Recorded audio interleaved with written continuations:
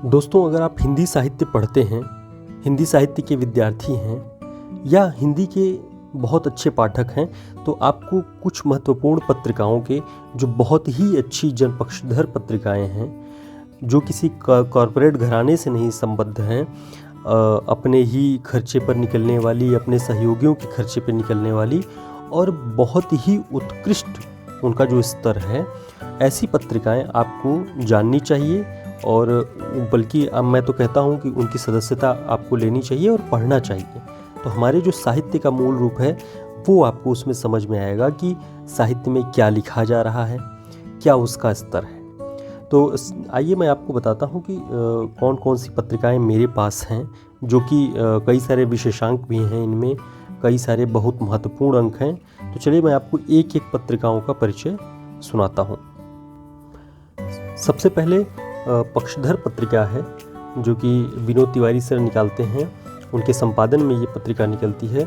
बहुत ही महत्वपूर्ण और बहुत ही आप देख सकते हैं कि इसकी प्रिंटिंग, इसके कवर पेज, इसकी छपाई और इसमें जो भी साहित्यिक सामग्रियाँ पब्लिश होती हैं वो बहुत ही उत्कृष्ट स्तर की होती हैं। दूसरी अगर पत्रिका की मैं बात करूं तो मेरे पास बनास जन पत्रिका का रमेश कुंतल मेघ के ऊपर जो विशेषांक प्रदीप सक्सेना सर के अतिथि संपादन में निकाला गया है वो मेरे पास है। ये बहुत ही उत्कृष्ट और बहुत ही एक तरह से बनास नदी के ऊपर इसका नाम है, तो आप समझ सकते हैं कि एक निरंतर प्रवाहमान धारा है जिसमें साहित्य का बहुत ही एक नवीनतम रूप दिखेगा। नए नए जो युवा लेखक हैं उनको भी इसमें जगह मिलती है। आप भी अगर रचनाएं लिखते हैं या समीक्षाएं करते हैं या आलेख लिखते हैं तो आपको बनास जन जैसी पत्रिकाओं से जुड़ना चाहिए। इसके संपादक पल्लव सर हैं। और उसके बाद एक और जो महत्वपूर्ण पत्रिका है वो अनहद नाम से है। इसके संपादक संतोष कुमार चतुर्वेदी सर हैं। और अभी मेरे पास ये जो अंक है ये बहुत ही महत्वपूर्ण जून 2020 का ये अंक है। और उस दौर में उस टाइम पे कृष्णा सोबती जी का देहांत हुआ, नामवर सिंह जी का और को नारायण पे, इन सब पे इन्होंने केदारनाथ सिंह जी पर सब पे विशेषांक के रूप में बहुत ही अच्छे आलेख छपे हुए हैं। बहुत ही उत्कृष्ट अंक है और मैंने तो इसे खरीद रखा है। एक उद्भावना पत्रिका का अंक मेरे पास है। इसके अतिथि संपादक जानकी प्रसाद शर्मा जी हैं। तो साहिर लुधियानवी पे ये विशेषांक है। बहुत ही सुंदर आप इसका देख सकते हैं कि इसकी प्रिंटिंग और इसकी कवर पेज, इसकी छपाई, मतलब आप इसे देख कर ये नहीं कह सकते कि ये लघु पत्रिकाएं हैं। और इनका नाम तो मुझे लगता है कि बहुत कम लोगों ने सुना होगा, लेकिन ये अपना काम बखूबी कर रही हैं ये पत्रिकाएं।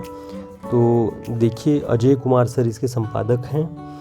तो आपको ये एक नई पत्रिका का मैं परिचय करवा रहा हूँ। उसके बाद प्रगतिशील लेखक संघ से निकलने वाली पत्रिका नया पथ, ये एक वैचारिक प्रतिबद्धता से अपनी जुड़ी हुई बहुत समय से निकल रही ये पत्रिका। ये भी साहिर लुधियानवी के जन्मशती विशेषांक निकाली गई है। ये पत्रिका बहुत ही महत्वपूर्ण है और ये लगभग सारी पत्रिकाएं बहुत महत्वपूर्ण हैं। और एक हिंदी के पाठक होने के नाते, एक हिंदी का छात्र होने के नाते आप चाहें तो इनकी सदस्यता ले करके और इनसे जुड़ी हुई सामग्रियां आप इन्हें पढ़ सकते हैं। एक और जो महत्वपूर्ण पत्रिका है वो है वागर्थ। वागर्थ भी इस दौर में बहुत ही अच्छी, सस्ती, लगभग 30-35 रुपये का एक अंक होता है। और साहित्य के बड़े बड़े जो लेखक हैं, जो भी रचनाकार हैं, उन सबको इसमें, नए लोगों को भी इसमें जगह दी जाती है। तो आप इनसे भी जुड़ सकते हैं। इलाहाबाद से निकलने वाली एक कथा पत्रिका है जो कि मार्कंडे जी इसका संपादन करते थे। वर्तमान में ये फिर से निकलने लगी है। और आप चाहें तो समकालीन भारतीय साहित्य नाम की एक पत्रिका जो भारतीय ज्ञानपीठ से छपती है, तो आप इसका भी सदस्यता ले सकते हैं। इसमें भी बहुत ही अच्छे उत्कृष्ट लेखन की सामग्रियां छपती रहती हैं। साहित्य अकेडमी से निकलती है। तो इन सारी पत्रिकाओं की सदस्यता मुझे लगता है आपको लेनी चाहिए और ये आपके लिए साहित्यिक रुचि डेवलप करने में, विकसित करने में बहुत मदद करेगी। तो ये सारे अंक मेरे पास थे, तो मैंने आपका परिचय इन अंकों से करवाया है। फिर हम और महत्वपूर्ण पत्रिकाओं के साथ आपका परिचय करवाने के लिए प्रस्तुत रहेंगे। धन्यवाद।